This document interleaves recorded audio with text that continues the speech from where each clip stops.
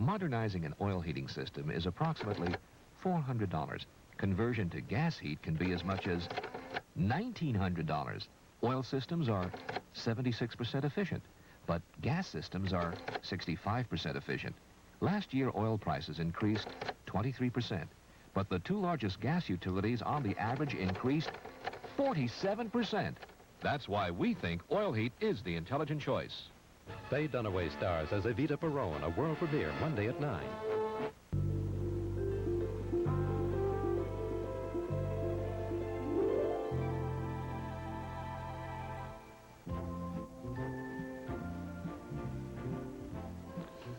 Good morning, everyone, and good morning, Cape Canaveral, the Kennedy Space Center there. This is today, Friday, the 20th of February, and a critical test is scheduled for this morning on America's Space Shuttle, due to be launched later this spring. They've been fueling it all night long, and we'll be going there live in just a few moments. Let me say good morning to you and to Jane Pauley and Cliff Morrison. Still sitting in for Willard Scott. We're going to go back down to the Cape, as I say, because Roy Neal is there. He'll be reporting on what we can expect from the Space Shuttle, and I'll be talking with Christopher Kraft from NASA, the American Space Agency, about what's going on. This program now costing $9 billion. What does the Reagan administration have in mind for outer space? They've had a little trouble with the Space Shuttle overnight. They've fueled all the engines now, but the test firing has been delayed. If it occurs during the course of today, we'll be cutting back there live to show you those rockets as we hope they fire up. George Lewis will bring you an investigative report shortly after the weather. There were, it turns out, other plans for rescue missions into Iran. One that I think you'll find most interesting included a Tom Landry connection. He'll explain what the coach of the Dallas Cowboys had to do with an Iran rescue. It was not Drew Pearson down and out. I think we ought to make that clear to all the football fans right away. Let's take a look at the latest news this morning. In the Basque region of northern Spain, gunmen have kidnapped the consuls, the diplomats from Austria, El Salvador, and Uruguay. The kidnappers are believed to be part of the Basque separatist movement demanding independence from Spain. So far, no word of ransom or other demands from the kidnappers. In Poland, the last of the striking farmers ended their protest this morning, and the government immediately began making plans for a strict meat rationing plan. Under the plan, each person in Poland will be limited to less than 2.5 pounds of meat a month. Pope John Paul was under heavy guard today when he visited the southern Philippines. That's an area where Muslim tribesmen have been battling Christian forces for years. There were 2,000 Philippine security men on duty when the Pope addressed a huge crowd at the airport. The Pope pleaded with the Muslims and the Christians to end their 9-year war in the Philippines. It's estimated that 60,000 people have died so far in the fighting. Pope John Paul said the Muslims and the Christians are traveling on the same ship, for better or for worse, and he told the audience that the safety of each individual depends upon the efforts and the cooperation of all. President Reagan will wake up in California at his ranch this morning, glad to be back home and equally happy with the reception that his economic program has been getting. More on this story now from John Palmer with the President. The President plans to spend the day here at his ranch in the mountains north of Santa Barbara. He told reporters he plans to haul some wood, go horseback riding, and read some briefing papers. The President arrived here yesterday in high spirits after the White House announced that public reaction in the form of telephone calls and telegrams had been overwhelmingly favorable to his economic plan. When the President arrived at Point Mugu Naval Air Station near his ranch for his first visit home to California since Inauguration Day, he was met by a crowd of several hundred. I find that already I've become so much of a Washingtonian that I have a hard time keeping my eyes open in the California sun. Mr. Reagan said he was optimistic that his economic plan of tax cuts and reduced government spending would pass Congress, but he admitted there would be battles, especially over his plan to cut taxes by 10% over the next 3 years. He plans to return to Washington Sunday night. John Palmer, NBC News, with President Reagan in Santa Barbara, California. Alfred Kahn, who was President Carter's chief budget fighter, says that he agrees with the Reagan economic plan. Kahn said Reagan's success will depend on the psychological reaction of the public in Congress and on the President's ability to deal with special interest. If you're having trouble with your checkbook this month, consider the case of the Ford Motor Company. It lost $1.5 billion in 1980, and for now, that's an American corporate record. However, Chrysler is expected to top it when it reports its 1980 numbers next week. In Las Vegas, busboy Philip Klein has been arraigned on a charge of starting the fire at the Las Vegas Hilton that killed 8 people. Klein said nothing during the short hearing. About an hour earlier, the Hilton reopened. It was closed for 9 days after the fire. In England, the so-called Yorkshire Ripper was charged with 12 murders today. We get details on this story now from Steve Mallory. The suspect was brought to the small Dewsbury courthouse early this morning, about 2 hours before the court is usually scheduled to open. There were extensive security precautions. The police were out in force as 35-year-old Peter William Sutcliffe was escorted with a blanket over his head into the courthouse. Inside, Sutcliffe was charged with murdering 13 women and attempting to murder 7 more. One woman, originally believed to be a Ripper victim, was dropped from the list, and another, previously not connected with the case, was added. The proceedings lasted just 10 minutes. The reading of the charges took up most of the time. At one point, Sutcliffe noticed his wife, Sonia, sitting below him in front of the docket. Emotionless, he nodded. Sutcliffe was then whisked away by the guards, his face again covered with a blanket, and taken back to his jail cell in Leeds. Sutcliffe remained impassive throughout the proceedings. He didn't speak. The judge ruled that a trial would take place later at a higher court in Leeds. His defense attorney said he wouldn't request bail. The judge said, considering the charge, he wouldn't authorize it. Steve Mallory, NBC News, Dewsbury, England. NBC News correspondent Tom Streithorst. For years on this network, we saw him standing fearlessly in some remote corner of the world, reporting on a war of one kind or another, or more recently on a story of human interest out of the American West. But in a way, his most memorable story came 2.5 years ago when he underwent a successful heart transplant at Stanford University and reported it on it himself. Well, yesterday, Tom Streithorst's new heart gave out. He died, and we will miss him very much.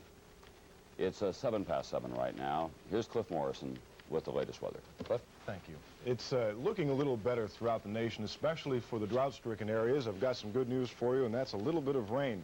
But underline a little bit, because that's about all we're looking forward to. Some of the clouds up there in the sky in the satellite map you will see are moving across the Rockies. Now that's going to be the weather maker, because we have some snow squalls and some high winds. Snow squalls are blowing snow very quickly, and that is going to move across the country. Number one, it's going to set up some thunderstorms tonight for the south-central part of the nation. That warm wave is going to end with this cool front moving across, and some heavy rain in the northeast. Now, I have to tell you, we have about 1 to 2 inches of rain in the watershed areas this morning, so that is good news. The bad news is it is accompanied by fog. So anywhere from the southern Great Lakes all the way down into Louisiana and the coastal areas of Texas, again, like yesterday, is deadly fog. And we're serious about this, very deadly. It is moving across, so be careful when you're driving out there today. All right, the local forecast for your area. We're going to check that right now. The weather for the tri-state area will be rainy today, tonight, and tomorrow. High today 55, low tonight in the mid-40s, and the high on Saturday about 49 degrees. And also very dry, humidity, and a lot of winds in Southern California. Red flag alert is up for brush fires. Be careful there, too. Here's Jane with the morning line. We haven't called it the Freedom Line now for about a month, but due to some investigative reporting by NBC newsman George Lewis, the morning line is the Freedom Line today. There were other efforts, turns out, to free the former hostages, and George is in our Washington studio to tell you those stories. Good morning, George. Good morning, Jane. We've learned that before and after the aborted rescue attempt in Iran last April, the Pentagon considered a number of other schemes to free the hostages. Among those involved in that planning was Dallas multimillionaire H. Ross Perot, the head of a huge computer company, Electronic Data Systems. 9 months before the U.S. Embassy was seized, Perot's men had pulled off their own rescue mission, staging a riot outside a Tehran prison. In the confusion, all the prisoners escaped, including 2 Perot employees who had been jailed in a contract dispute with the Iranian government. Dallas, a week later, Perot appears with the 2 men at a news conference. When the U.S. Embassy in Tehran was seized in November, Perot showed up in Washington, offering his advice on how to rescue the hostages. The Iranians needed spare parts for their helicopters, the parts embargoed by President Carter. Perot and some military experts wanted to make the Iranians believe they could get the parts on the black market. Transport planes would begin deliveries, but one plane would make an unscheduled stop in the Iranian desert, unloading a commando team. At the opportune moment, the team, using a disabling gas, would have stormed the embassy and rescued the hostages. There was debate within the Pentagon. Some liked the plan, others thought it far-fetched. Perot will not talk about any connections with the Pentagon involving Iran. We didn't want to make any comment about it. We've never made any comment about it, and I don't think it's appropriate for us to start talking about it now. Perot and the Pentagon had broken off consultations long before the failed rescue attempt. Afterward, planning was begun for a second attempt. As part of that plan, there was an exercise in the Southwest, over New Mexico and Utah. Long-range helicopter flights with air-to-air refueling. One of the flights ended in tragedy, July 18th, a crash near Monticello, Utah. One man was killed, 6 others badly injured. The Air Force will not comment on these exercises. NBC News has learned that a month later, the exercises were called off, not because of the accident, but because no one could figure out where the hostages were located. Intelligence sources have confirmed that there were discussions about using electronic means to locate the American captives. Transmitters placed inside presents to the hostages. Dallas Cowboys coach Tom Landry unwittingly played a part in one such plan. He donated tapes of football games which were supposed to be sent to Iran to entertain the hostages. We were able to see videotapes of football games and television programs that were in the embassy, and the football programs were sent out for us the last month that we've been able to see them. But those tapes contained something else, a signal that could enable agents to trace where the tapes were being played. Only one problem: no one could tell who was watching the tapes. According to one source, quote, "We might home in on the signal, send a team to rescue the hostages, then break in on a bunch of Iranians watching the Super Bowl."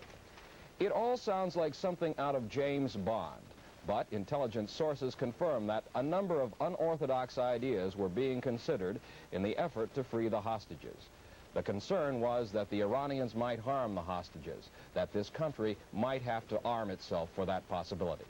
Jane? George, the Ross Perot idea, is that now considered one of the unorthodox ideas, or does that, to the experts, look like something that could have worked? It appears to be an unorthodox idea to some of the top-ranking people in the Pentagon, Jane. To other military analysts, it seems like a good idea, the use of a rather simple plan involving commandos, something that did not rely on a lot of helicopters with questionable reliability. George, well, thank you.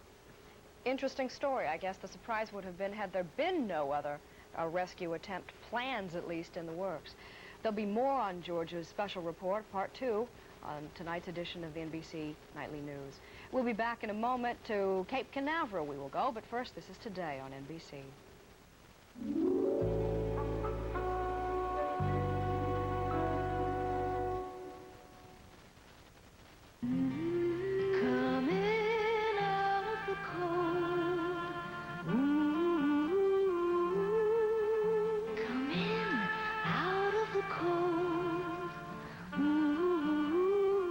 Now's the time for my February fur event. Save 33 to 66% off the original prices on a special collection of fabulous furs.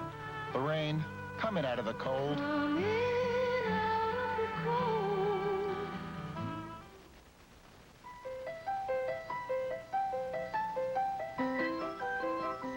Witty, number 19. Confident, number 19. Devastatingly feminine, number 19. Chanel, number 19. Outspoken. Aren't you curious about a fragrance with that kind of style?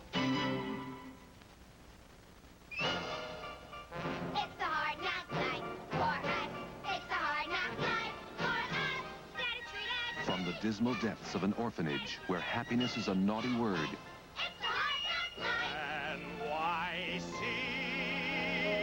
To a grand tour of the world's most exciting city. You're big, you're loud, you're tough.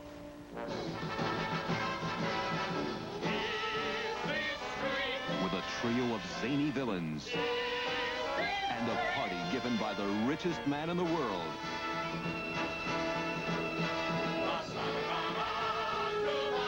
Annie's got it all. She's captured the hearts of Broadway and the world. Annie. At the Alvin Theater. For tickets, call Charge It 944-9300.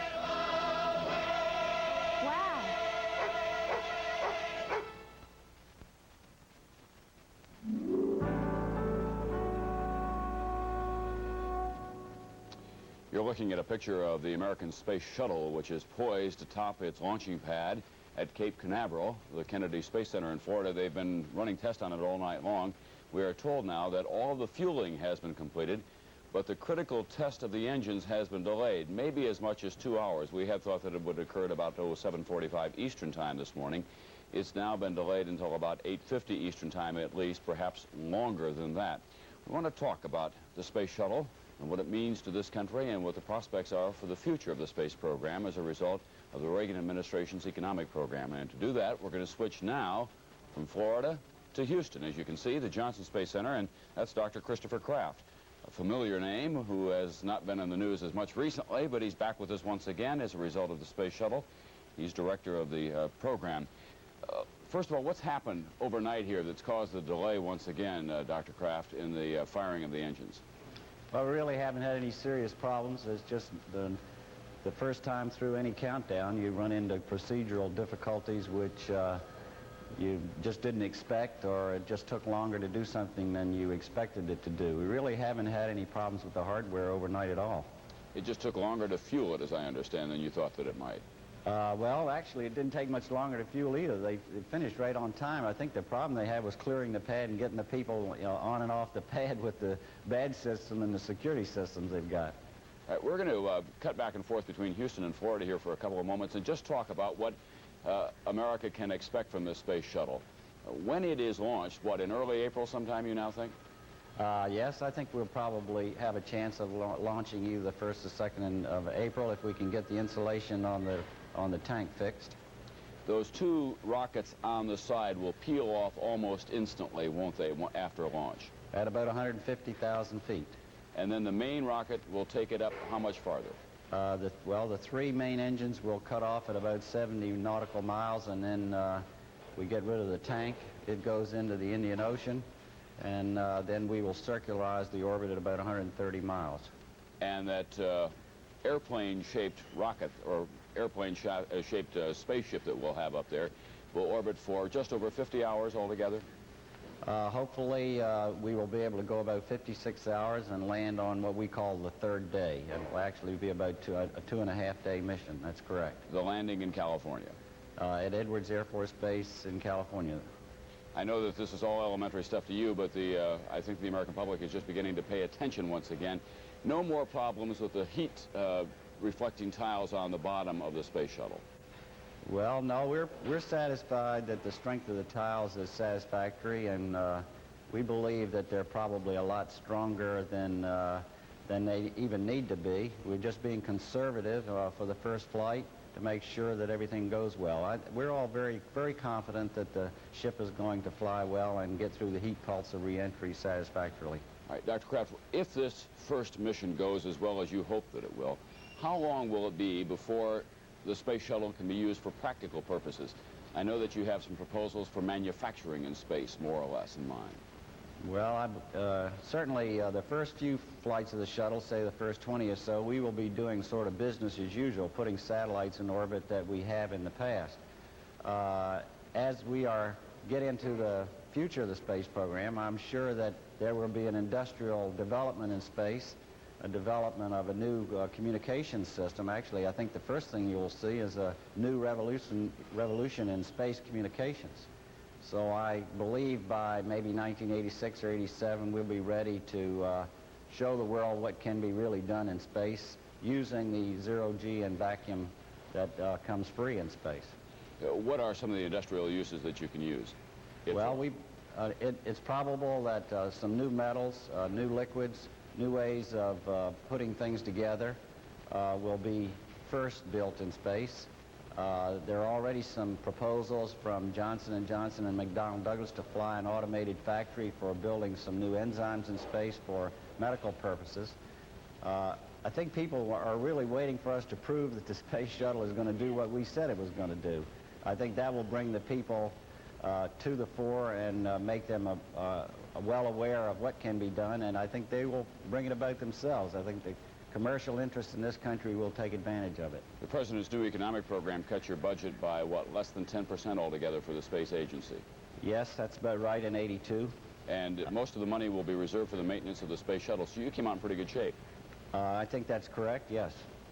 I think they recognize that both the Defense Department and commercial use of the space shuttle in the early years, and that's extremely important to the country.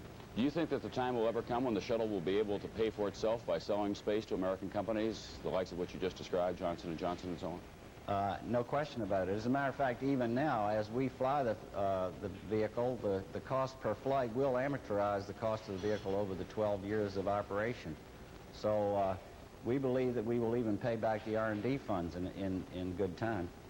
But shouldn't the American public be a little skeptical? After all, this program has cost $9 billion so far, and it's been delayed about 2 years, and there are just so many unknowns here.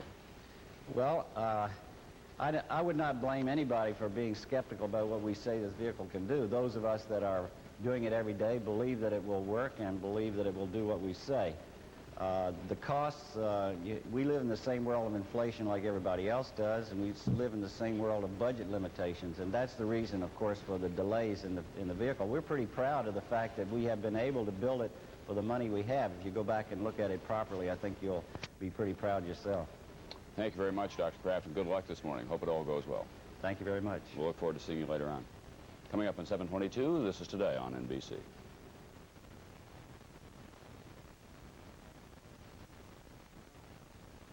America is shaping up and eating lean. Lean Dak sliced ham for a lean breakfast. Lean, delicious, Dak. Now that's a lean lunch.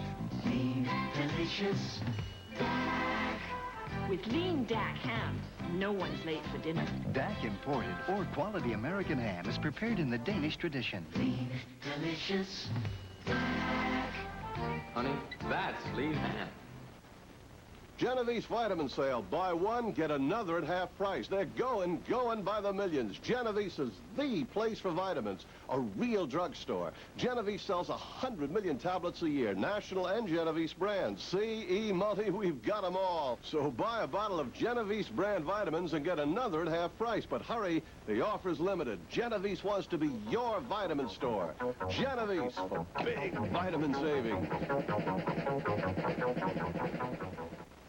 What's the scoop on new soft Philadelphia brand cream cheese? It's spread ready, smooth, spread ready, soft, spread ready, whenever you want it. New soft Philly cream cheese from Kraft. It's the cream cheese you love, only softer, right out of the fridge. Spread ready, spread ready. New soft Philly cream cheese. Creamy, smooth, and ready to spread and spread. Spread ready, spread. Bob Fosse's Dancin'. Dancin', Bob Fosse's pulsating, electrifying musical sensation with more energy, more excitement, more dancin', dancin', dancin'.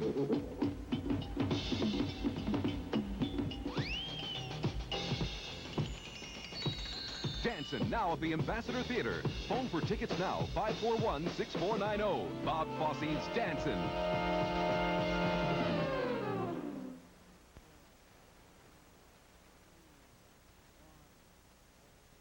In Money Matters coming up shortly, the price of a stamp is going up. 18 cents. How soon? We'll tell you in a few minutes. Bob Dotson goes cross-country to South Alabama, where the mailman comes by boat. And cartoonist Mike Peters will be with us. He delivers his message generally by the tip of a very sharp pen. Time now for a station break.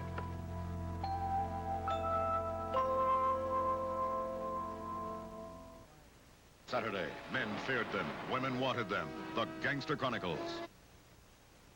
Darling, you mean you haven't seen The Elephant Man? Of course, Mornings at 7 is the play you should see. The New York Times said The Elephant Man is luminous, enthralling, a raging Broadway success. The Times called Mornings at 7 perfect, merry, mellow, and a bit mad. The Elephant Man won the Tony Award for the best play of the year. Mornings at 7 won the Tony, too. Mornings at 7 and The Elephant Man. I was just taking this to be polished. What a pair of hits. The Gangster Chronicles premieres as a new TV series Saturday at 9. News 4 Today is sponsored by First Jersey Securities. Good morning, everyone. I'm Connie Collins with the 725 edition of News for New York. Right now, it's 54 degrees and raining in Midtown Manhattan. We can expect the rain to continue throughout the day, along with mild temperatures, highs expected in the mid-50s. A twin-engine plane crashed late last night while trying to land at Westchester County Airport. The pilot, who was flying alone, walked away from the wreckage.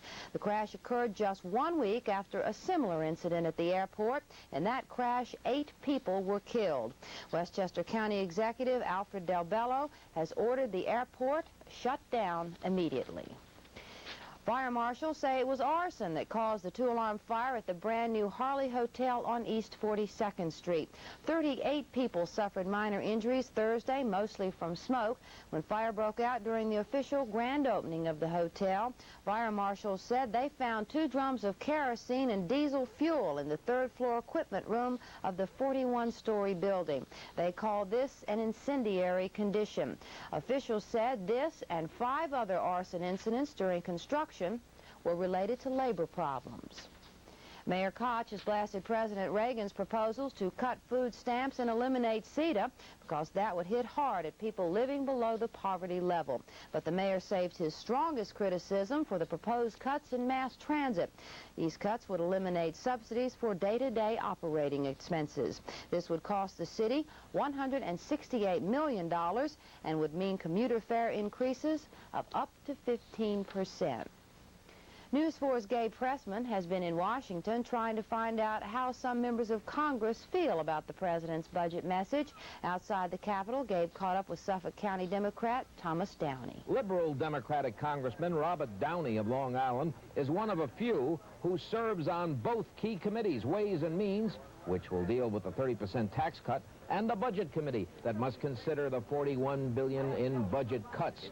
Will the program pass? I think basically, Gabe, he's going to get 60% of what he wants in terms of some of the budget cuts and basic thrust of the tax package. We're definitely going to do a liberalization of depreciation, what is known as the productivity cut, and we'll probably do some type of personal income tax cut as well. We're definitely not going to do Kemp Roth because that is really a giveaway to the wealthiest taxpayers. And I'll be back with more news for you in just 1 minute. Birth, growth, maturity. Horses and companies have these things in common, according to this man, Bob Brennan, president of First Jersey Securities, a full-service investment firm with a knack for weighing risks and choosing winners from America's emerging growth companies. At First Jersey, we help you find winning investments. First Jersey Securities, one of America's fastest-growing investment firms. Come grow with us. Looking for a new car? Look at these unbelievable Potemkin Cadillac prices. 1981 Coupe de Ville. 1981 Sedan de Ville. 1981 Fleetwood Brougham. 1981 Eldorado. You can't get a better deal. Order yours today. If this nameplate isn't on the back of your car, you've probably paid more than you should have. In sports, in local hockey, the Detroit Red Wings trounced the Rangers 7-3. All the other teams had the night off. The forecast for today, mild with showers throughout the day. Today's high about 55 degrees. Look for clearing on Saturday with continuing mild temperatures. Right now, it's 54 degrees and raining in Midtown Manhattan. That's it for now. I'm Connie Collins. Take care. Have a wonderful weekend. Darling, you mean you haven't seen The Elephant Man? Of course, mornings at 7 is the play you should see. The New York Times said The Elephant Man is luminous, enthralling, a raging Broadway success. The Times called Mornings at 7 perfect, merry, mellow, and a bit mad. The Elephant Man won the Tony Award for the best play of the year. Mornings at 7 won the Tony, too. Mornings at 7 and The Elephant Man. I was just taking this to be polished. What a pair of hits. Street gangs. Why not the Boy Scouts? They learn their way around subways and woods. They're city smart. Boy Scouts, New York City, 1981. Alive, strong. Transsexual twins discuss their lifestyle today at 4.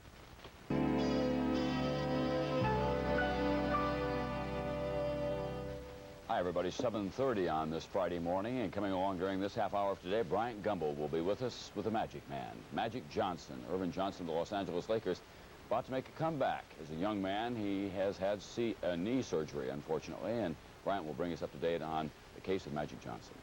Mike Peters, the political cartoonist who began by drawing unauthorized pictures in school, still has no respect at all for authority, and he's bringing his sketchbook today, we're glad to say, and the headline is Reaganomics. Okay. First, we'll take a look at the latest news this morning. The Space Shuttle ran into some last-minute delays this morning as it headed toward a critical test firing of its engines. The delay that cost the most time came when crews took a little longer than planned to get the cockpit in order. Roy Neal has more on the shuttle and what's going on. This is the Space Shuttle Columbia, as it'll look on the day when it flies for the first time.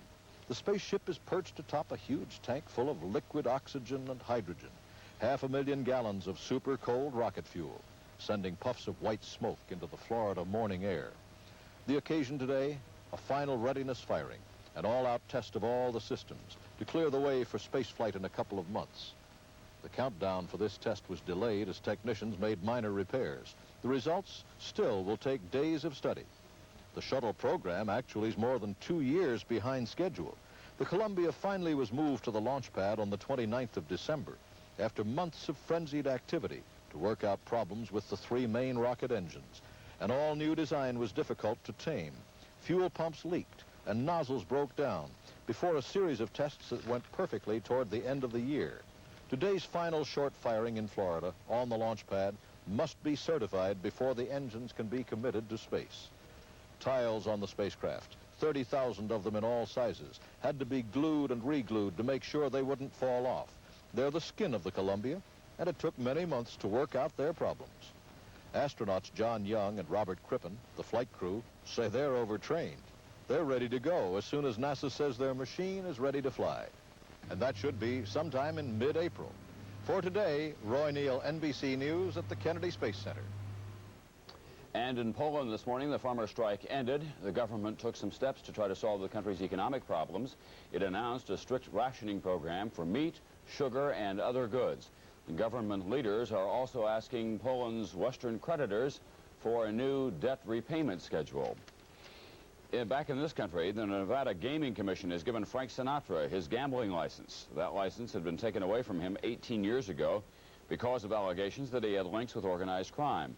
The gaming license will allow Sinatra to work as a consultant at Caesar's Palace at a blue-chip salary said to be about, $20,000 a week.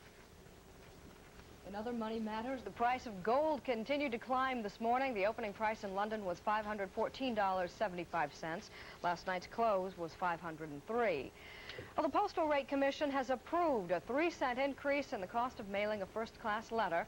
If the Postal Service Board of Governors agrees, the 18-cent rate could go into effect in mid-March. And what used to be called the penny postcard cost 12 cents. The recent slump in the auto industry has caused hard times for a lot of people in Detroit. Jim Cummins reports more and more of them are turning to an old soup kitchen for help. This soup kitchen run by the Capuchin Friars in Detroit never closed after the Great Depression. It remained open to feed the chronically unemployed. Until recently, a small group of older men, familiar faces to the people who serve them hot meals every day.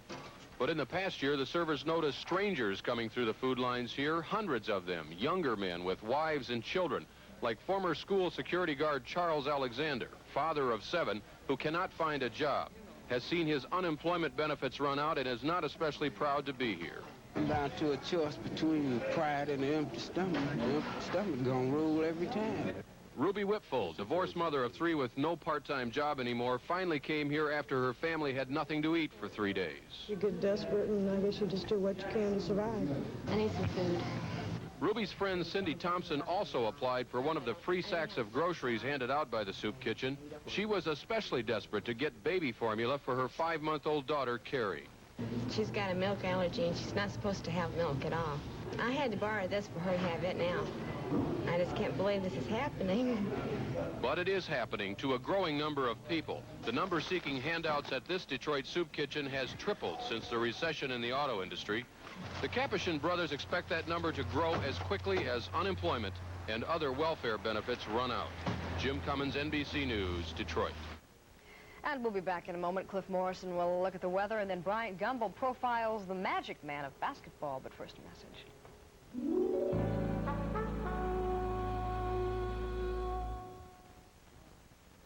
In a business as demanding as the investment world, some people need to get away from it. But for the stockbroker with an unyielding drive to win, nothing is more important than information that could mean opportunity. How about this weekend? While others can't keep their minds on business, he can't keep his mind off it. They made the announcement today. I think we should sell. He's a Bache broker. The winning attitude at Bache. Put it to work for you. If you suffer from minor arthritis pain, listen to what these people say about Aspercreme. I really felt like I was rubbing the pain away. The relief lasts for hours. Aspercreme contains salicin, a strong non-aspirin pain reliever which penetrates right to the point of arthritis pain. Aspercreme gives me relief without upsetting my stomach. There's no odor. I'm saying that I am really pleased with the relief I got from Aspercreme. Aspercreme, strong, penetrating relief right where you hurt. Washington, D.C., 1956. The president has just invited Blackford Oaks to the White House. Not too surprising when you're a Yale graduate, a war hero, a renowned engineer, and charming company. Only Blackford Oaks won't be drinking champagne this time, because it's not an invitation to dinner. It's an invitation of an entirely different sort. Who's on First? A national bestseller by William F. Buckley, Jr. 23 before 8 o'clock right now. Here's Cliff Morrison. Mighty wet in the Northeast, and that's very good news. That's very good. We have a little bit of rain working for us, and also winters returning to the Rockies. But let's find out what the temperatures are going to be like today. That is a big news item because temperatures are still on the warm side in the nation's midsection. As a matter of fact, it is going to get into the 70s and 60s right around in here, maybe even up to the 80s if you're lucky. A lot of sunshine, a lot of dry air, and winter is returning to the Rockies. Look at this cold air front coming through, causing snow squalls and some high winds. High winds, I'm not kidding, 70-mile-an-hour winds expected sometime this morning and later on today throughout some of the valleys and also in the northern Rockies. They're much colder here as this progresses to the east. Warm wave will end, set up some thunderstorms for later on tonight, and also some heavy rain will continue throughout the Northeast, which is good, about 1 to 2 inches so far. They're expecting some more later on today. What are you expecting from the sky?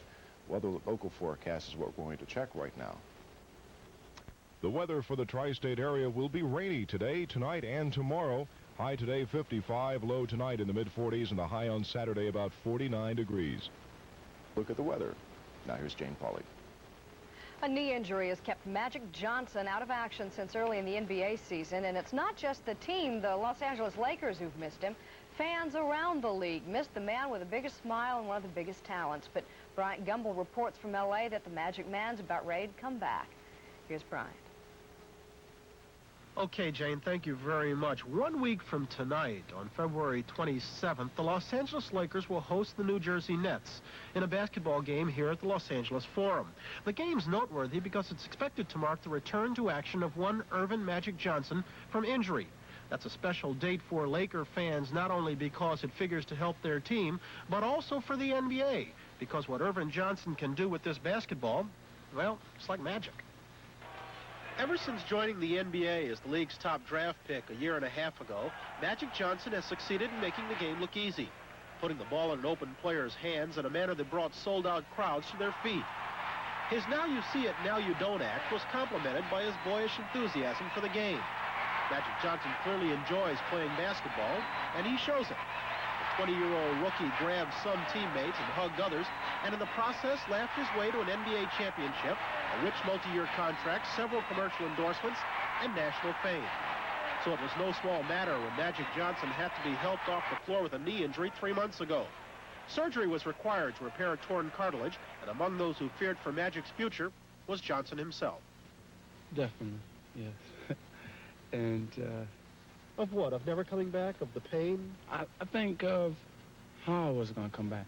Could I be able to come back and play like the old Irvin Johnson? And that was the scariest part, I think. And the doctors kept reassuring me that I would be able to, but I wanted to hear it every day. After getting the medical go-ahead to resume scrimmaging on February 2nd, Magic Johnson began the slow, painful process of regaining confidence in his knee. In rough fashion, he got the answers he needed almost immediately. In a knee injury, usually, you have to go through three things. You have to get hit on it, you have to fall down, and you have to get knocked down. And he's done all of it. It happened all in the first scrimmage that he scrimmaged with us back in Indiana. For the past 2 weeks, Johnson has been working especially hard. His daily team practices are regularly followed by grueling individual sessions. The continual running, cutting, and jumping exercises are designed to strengthen Magic's knee as well as build up his endurance and confidence. So he'll be ready physically and mentally for a much-heralded return to action on Friday night. The only slight concern I have is that I hope he's not too tough on himself, that if he, because of not playing, his conditioning doesn't allow him to That's before the hour. In the business news, the dollar took a beating on the overseas markets this morning. The price of gold in London went up by $11.50 over yesterday's last fix, trading this morning for $514.75 an ounce. On Wall Street, analysts say concern that the Reagan economic program will be stalled in Congress led to a big drop in prices yesterday. The Dow Jones Industrials fell 13 3/4 points, closing at 933.36 on a volume of 41,630,000 shares. Now for a really big number. $1,550,000,000. That's how many dollars the Ford Motor Company lost in 1980. It was the biggest loss ever by an American corporation. $400 million more than Chrysler lost the year before, but Chrysler is expected to get the record back when it reports its 1980 losses next week. All attention at the Kennedy Space Center in Florida today is centered on the Space Shuttle Columbia, and Bruce Hall is there now with the latest. Bruce? During the night, several minor problems caused a temporary delay in the crucial 20-second test firing of the 3 engines of the Space Shuttle Columbia. However, officials are still confident they will be able to complete the test firing later today. The director of shuttle operations has said that it would have been a miracle for this test to go off on schedule this morning.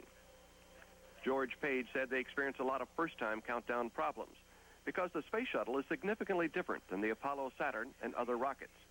Page said for the actual launch, they will build in more preparation time and holds during the countdown. 2 specific problems caused the delay today. The first was when it appeared that a tank that collects excess water might overflow. The second was a leak in a seal on the so-called beanie cap, which is supposed to draw oxygen vapors away from the enormous external tank attached to the orbiter. Officials feared that the leaking stream of gas could erode away the tank's insulation, and so they decided to simply remove the cap. The 20-second test firing is critical to the space shuttle because this is the first and only full-scale test of the main engines on board the orbiter before the actual launch with astronauts aboard. If this test is completed successfully, Kennedy Space Center officials are confident they will be able to launch the shuttle in the first part of April. That would be more than 2 years behind the original schedule. Bruce Hall, CBS News, at the Kennedy Space Center. Martini was the official barber to 4 U.S. presidents, and now at Florida's Boca Raton Hotel. If anybody should know hair, I should know hair. But this stuff really fooled me. We're talking to Steve about his customers who use Grecian Formula 16 to get rid of gray. When he told me he was using Grecian Formula, I couldn't believe it. I thought he had naturally dark hair. I looked at his hair, I pushed it up, I pushed it down. It looks so natural that I can't tell. Prove it to yourself. Look for the Steve Martini You Just Can't Tell sweepstakes, now at participating stores. You can buy a lot of little bulbs, or you can buy just one that provides a lot of light. And this General Electric 40-watt fluorescent tube is just 99 cents as True Value Hardware Store's Hardware Value of the Month. It provides more light longer than GE's own 100-watt incandescent bulb, so it's ideal for workshop or garage, laundry room, anywhere you have a 48-inch light fixture. Quantities are limited, so get it for just 99 cents while supplies last at True Value hardware stores and home centers displaying this banner. 12.5 minutes before 8 o'clock right now, and on Cross Country this morning, Bob Dotson takes us to the coastal lowlands of Alabama to visit a mailman whose rounds are made despite fog, wind, the gloom of night, even alligators. Getting the mail, such a common thing. It's hard to believe that this once nearly altered the course of American history. Back in 1848, when Zachary Taylor was running for president, the letter informing him of his nomination arrived without a stamp. Now, most politicians would pay their last penny for such a letter, but not old Zachary. For 1 month, he refused to pay the 10 cents postage due. Fortunately, he had a persistent postman, or he never would have been president. Folks here in Magnolia Springs have such a mailman, and they want to keep him. You see, Jamie James takes the mailman's motto to heart, and on his appointed rounds, rain and snow and gloom of night are not nearly as troublesome as the wind and the fog and the hurricanes. Jamie James is the only postman in the country who delivers the mail house to house by boat. One good thing about this job you gotta have is a good right arm. 6 days a week, Jamie zigs and zags along the remote coastal creeks of southern Alabama. He must make his 25-mile run in an open boat because of low-hanging branches near the shore. But waves along the coastline sometimes reach 6 feet. Noah's Ark could have set sail on the day we caught up with him. The first 60 days I took over this route, I was wet 47 straight days. I thought I was a duck. Someone told me you can't swim. That's right. I can't swim. I was in the Navy 27 years, and they never did teach me to swim. Why do you do this? I like it. Clearly, Jamie James goes to work for more than a paycheck.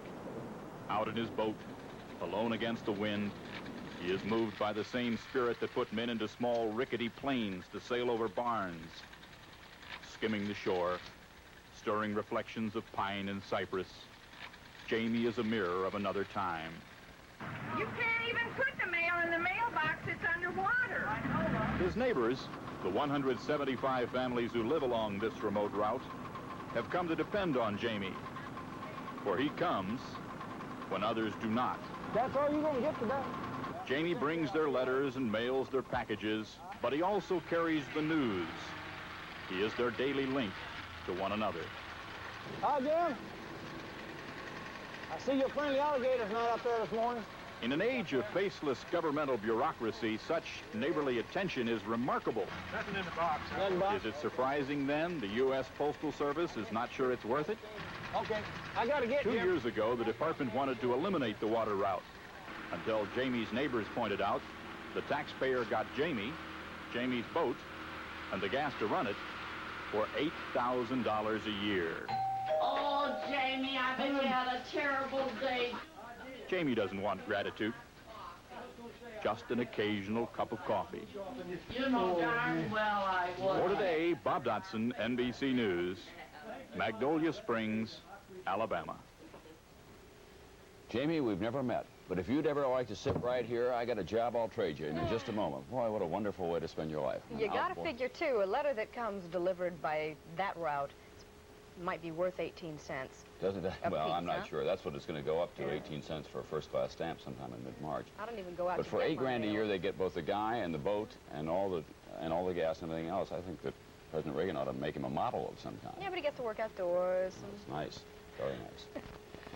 Well, through the alligators to the mailbox. Back just for a few moments, the guy That's how who's... Mike Peters works. That's the same thing. He's got to get through the alligators No, before he he is can an ship the alligator. stuff off. That's how he's Yeah. depending on your point of view. Take a little sneak preview here. Mike Peters at work. We'll see more of it in just a few moments.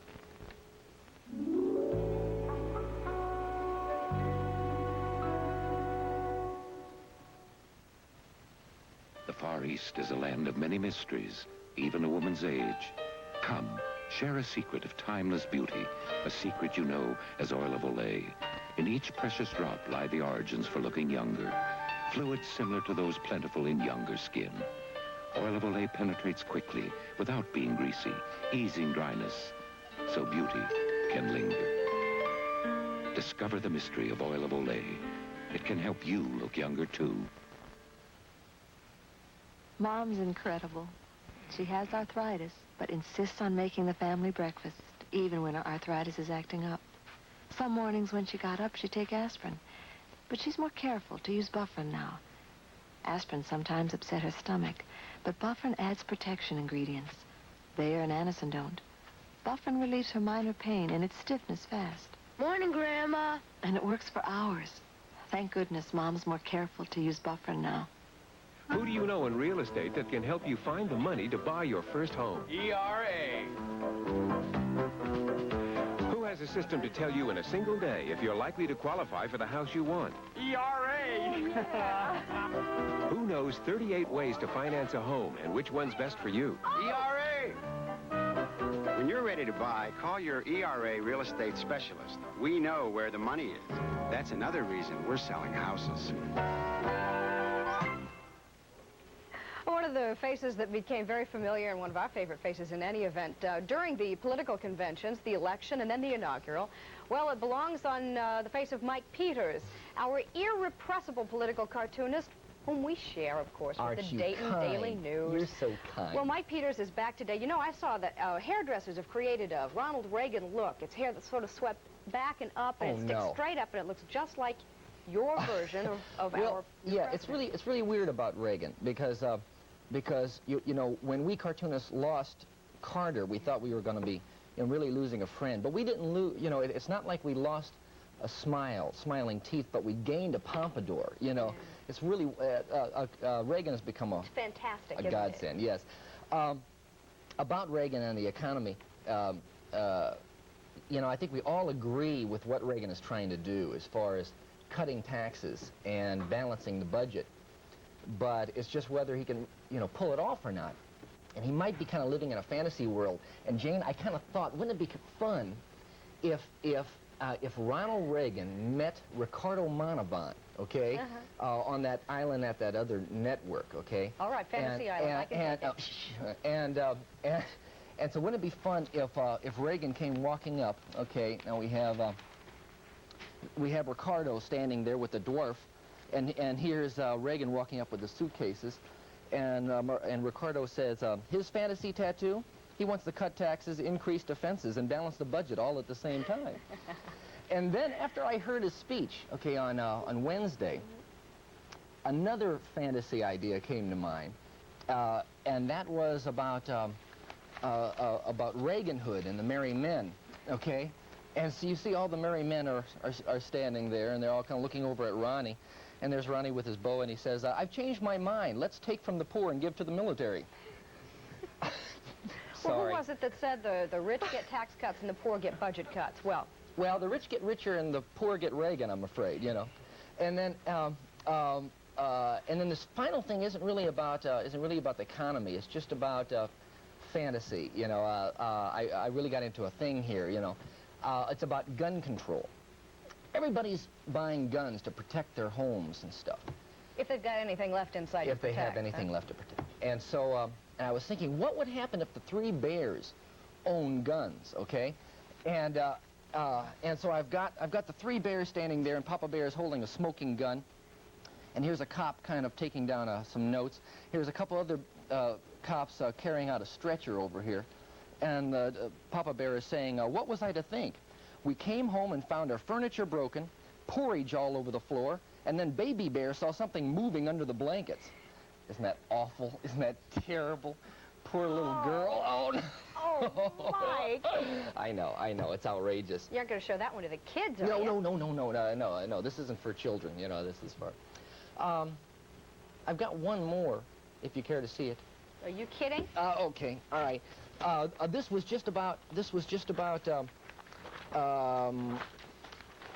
Mr. Oh, yeah.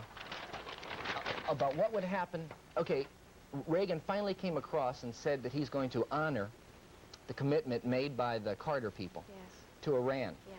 And I was thinking about what that honor would be, all right? And so here you have a couple of the Ayatollah and an aide is saying, first the good news. Reagan's agreed to send us the arms we ordered. And now the bad news. They're coming by airmail. Outrageous. Indeed, that's why you're here. Mike Peters, aren't you kind? who does this for a living, if you can believe it. It's wonderful. It's one of those great kept secrets, you know. They pay me for this. I got thrown out of high school 3 times for doing lousy cartoons about my principal, okay, on the blackboard. And now I do lousy cartoons about my president, and they pay me money for it. It's wonderful. Here he is on television, and there's more to come, folks. More of the Today program. They're talking about using drugs now for treating many of what looked like emotional and mental disorders. And they say, no, they were biological. We'll get into that in the next half hour, so stay with us. Time now for a station break.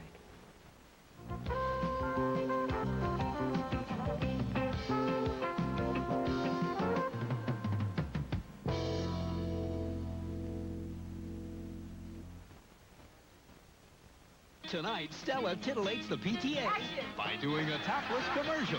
Next, it's the wedding of the year as the Brady girls get married. Then, on Nero Wolf, Archie's shipboard romance turns to murder on the high seas as Wolf must solve the mystery of the Playboy's mistress. Watch February's Finest on NBC. The reason for the lines outside the Schubert Theater is the line inside the Schubert Theater. There's Cassie.